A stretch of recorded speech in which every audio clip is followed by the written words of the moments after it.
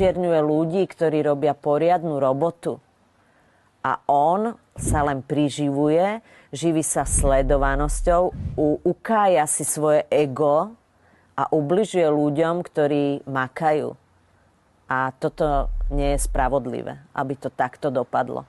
To sa musí jednoducho vyriešiť a niekto sa musí do toho obuť, aby ho už konečne zastavil v tomto páchaní zla. Mne je len ľúto to, že tento človek vôbec nechce pomáhať, len chce robiť zle a práve preto útočí na organizácie, ktoré ľuďom naozaj pomáhajú. Ako je Alatra, napríklad Care for Children, taktiež, ktorí naozaj len pomáhajú deťom a proste potrebuje si na nich vybudovať meno, pretože vie, že on žije z toho, že ho ľudia sledujú.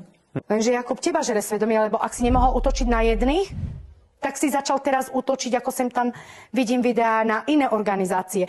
To, čo si ty v živote nedokázal pomôcť deťom, pretože hľadíš na seba, no proste áno, chod si za tým človekom, ktorý ti to spôsobil od detstva, tam si to rieš, ale nekompenzuješ si to tým, že budeš na celý svet kydať, nadávať a urážať svojimi fantasmagóriami.